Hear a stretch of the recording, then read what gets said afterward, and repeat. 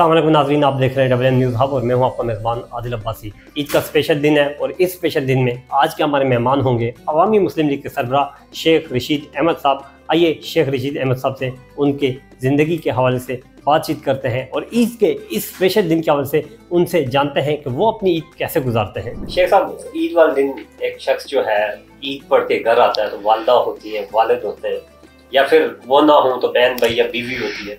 आपने आज दिन तक शादी नहीं की, की वफात के बाद कोई सोचा है कभी कि शादी कर लेनी? कभी नहीं। कराची वाले तो बड़ा मजाक उड़ाते हैं। कराची में तो रास्ता रोक के हॉर्न देते हैं ऐसे जैसे कि शादी। अब देखें कितने हजार लड़कियां उन्होंने शादी नहीं की, इसका मतलब ये तो नहीं है कि भाई वो कोई। अब एक पायलट जो है इंडिया की पकड़ी गई है, गिरी है, वो 12-13 करोड़ लोगों ने मेरी वीडियो बना दी है उस पर। हाँ जी, न देनी कोई न देनी कोई। लोग भी चस्के लेते हैं जी, चस्के वाले हैं। अब वो उस 12 करोड़ लोगों ने जो वीडियो बनाई और चलाई है, उसका मेरा पायलट के इंडियन से क्या ताल्लुक है? वो कौन सी लाल हवेली में जंप मारी है उसने? सो लोग बातें करते हैं ऐसे ही, बस अच्छी ज़िंदगी गुजारी है अल्लाह ने, शुक्र है अल्लाह का। सियासत से किनारा कशी इख्तियार किए हुए आजकल बहुत कम नजर आ रहे हैं। टीवी पे कम आ रहा हूँ, क्या करूँ? टीवी पे कम आ रहा हूँ, टीवी पे जाके क्या करूँ? किसके साथ? एक बंदे के साथ तल्लक है, वो बंदा जेल में है और कब्र एक है और मुर्दे दो हैं, निज़ाम दो हैं, कह दें, मुर्दे ना कहें। और एक बात दिल से कहना चाहता हूँ कि लोगों के हालात लोग गलियों में भी बड़े पतले हैं और लोगों को पड़ोसियों का ख्याल रखना चाहिए। पड़ोसियों की जितना ख्याल रख सकें रखना चाहिए। बड़े बड़े सफ़ेद पोश रुल गए, बड़े बड़े सफ़ेद पोश। मेरे महल्ले में तो बड़े बड़े सफ़ेद पोश रुल गए। मैं किसी महल्ले का जिक्र नहीं करता, मैं अपने बाबड़ा बाज़ार, तेली महल्ला, लाटू महल्ला, मैं ऐसे ऐसे लोगों को देखता हूँ कि जो गुजरते थे तो लोग रास्ता छोड़ देते थे। उनकी हालत काफ़ी पतली हो गई है। शेख साहब, जिंदगी की बहुत सारी ख्वाहिशात होती हैं। आप काबा शरीफ के अंदर भी गए, वहाँ पे नवाफिल भी अदा किए, और भी कोई इस तरह की ख्वाहिश? कोई ख्वाहिश नहीं है। काबा शरीफ के अंदर तो मैं बेइंतहा दफ़ा गया। एक ही ख्वाहिश थी कि काबा की छत पे नमाज पढ़ूँ, वो भी अल्लाह ने पूरी की। मुशर्रफ के साथ 4 आदमियों जिन्होंने काबा की छत में नमाज पढ़ी, पूरी प्लानिंग मेरी थी और मैंने 3 महीने तक प्लानिंग करके काबा के अंदर तो चले जाता आदमी, बड़ी मुतबरक जगह है, लेकिन उसके अंदर जो सीढ़ियाँ जाती हैं वो मैंने बड़ी मुश्किल से गवर्नर से खुलवाई और मैंने ही खुलवाई। लेकिन मुझे बाद में शक पड़ गया कि इतने सारे जर्नैल हैं, मैं 4 में से आउट हो जाऊँगा, क्योंकि उन्होंने कहा ये सीढ़ी हजूर के ज़माने की लगी है, तो 4-6 से ज़्यादा लोग नहीं चढ़ सकते। लेकिन मुशर्रफ ने सबसे पहले कहा शेखू यू फर्स्ट। सो सबसे पहले नबी जहाँ जिस सीढ़ी पे चढ़ के काबा की छत पे गए, अल्लाह ने मुझे ये मकाम दिया। और मैं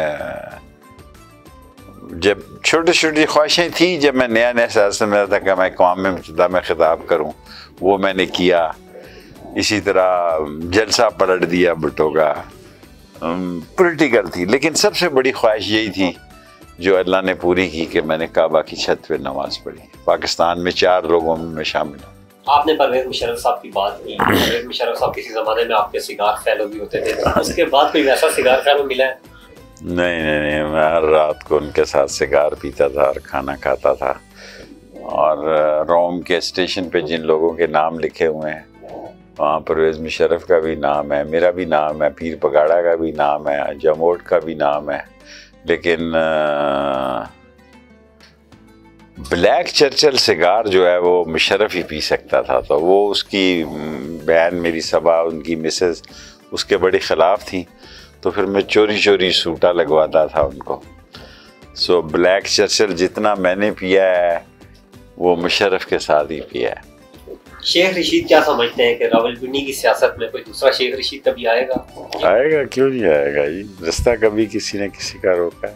लेकिन जिस तरह शेख रशीद का नाम बना है मुल्की सियासत में, बल्कि दुनिया भर में आवाम आपको जानती है, तो मैं 16 दफ़ा वज़ीर रहा हूँ जी।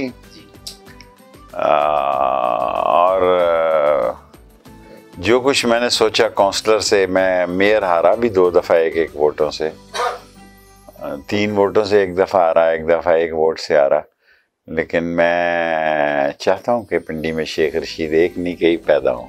रावलपिंडी की सियासत मौजूदा अगर देखें हम तो शेख रशीद साहब थोड़े से साइड लाइन पे किसे देख रहे हैं? बचत ही है। मैंने चिल्ले के बाद एक मैंने चिल्ला काटा 40 दिन का, फिर 23 दिन का एक चिल्ली काटी। और मैं इन दिनों कोई ऐसा इशू नहीं देख रहा, कोई ऐसी सियासत नहीं देख रहा, और कोई बंदा सियासत में ऐसा रोल भी नहीं अदा कर रहा कि जिसमें मेरा रोल अगर ना हो तो वो सियासत ख़राब होती है। कोई सियासत हो ही नहीं रही मेरे हिसाब से। तो अभी रोज़े वाली सियासत हो रही है, वैसे ही लोग लगे हुए हैं टिकटॉकर पे और सोशल मीडिया पे, और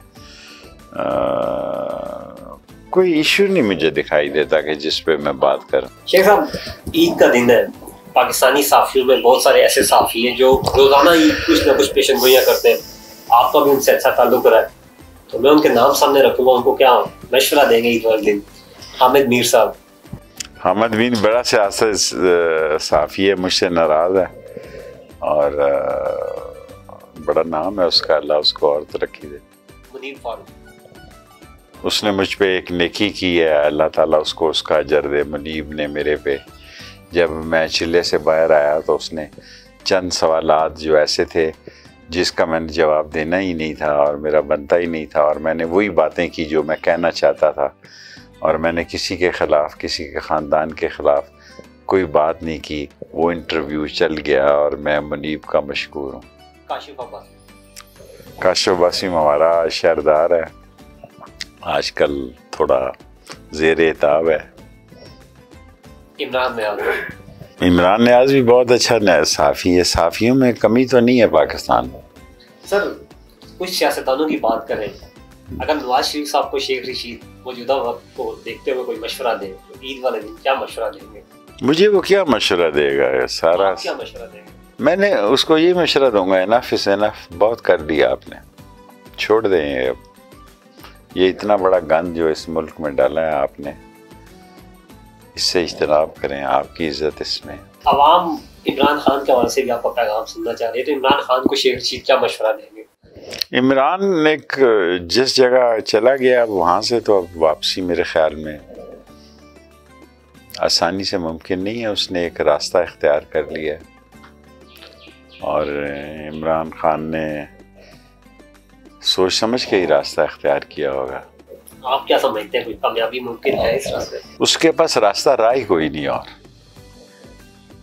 या तो ये ना कि उसके पास कोई दूसरा रास्ता आपने छोड़ा हो, जूडो कराटे के अलावा उसके पास कोई रास्ता ही नहीं रह गया। शेख रशीद आजकल सियासत से थोड़े आउट है, क्या हम ये समझें कि शेख रशीद अब सियासत में दोबारा नहीं होंगे? अगर वक्त आया तो, अगर ऐसा वक्त आया कि जिसमें मेरा कोई रोल बनता हुआ तो मैं आऊँगा।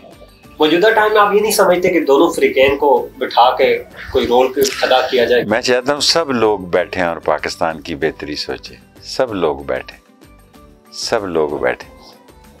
शेख रशीद की सियासत में ऐसा कौन सा दिन था जिसमें शेख रशीद साहब ये कह रहे थे कि ये गलती है मेरी या ये नहीं होना चाहिए? पता नहीं, 2 काम मैंने बड़े किए। एक भुट्टो को कहा तो मैं जलसा नहीं करने दूंगा लियाकत बाग में, नहीं करने दिया।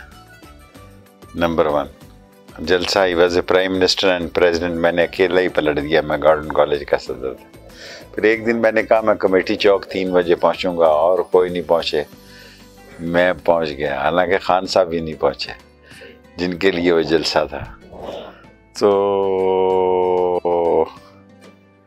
बाकी मेरी इब्तदाई इम्तहान से हुई थी जब मैं स्कूल में ही था, तो याहिया खान के वक्त मेरा कोर्ट मार्शल हो गया, मैं 1 साल कैद बामुशक्कत हो गया, और नूर खान ने मेरे कोड़े माफ़ कर दिए, ख्वाजा सफदर, और मैंने जिन लोगों के साथ काम किया उसमें शोरश कश्मीरी बड़ा नाम था, बाचा खान बड़ा नाम था, ज़हुरुल्लाह नाम थे। शोरश से मैंने बहुत कुछ सीखा। अब तो सीखने का है नहीं है, टेलीफोन जिसके पास है वो सीखा सिखाया है। आपने बादशाह खान का जिक्र किया है, मैं भी उनकी बहुत सारी बुक्स पढ़ता रहा हूँ, ग्रैंडफादर भी हूँ उनका। अहमद वली खान की सियासत, बादशाह का नजरिया, क्या बिद्दी का शोर। बादशाह खान बहुत बड़ा। जब शोरश के घर वो तोहफा लेके गया, मैंने कहा पता नहीं कितना बड़ा तोहफा है। जब उसने तोहफा गांठ से खोला तो वो अंदर सूखे शतूत ही थे। तो मैं नहीं समझता कहाँ अहमल, कहाँ बादशाह खान। बादशाह खान बड़ा नाम है। पाकिस्तानी सियासत में आने वाले दिनों में आप क्या देख रहे हैं?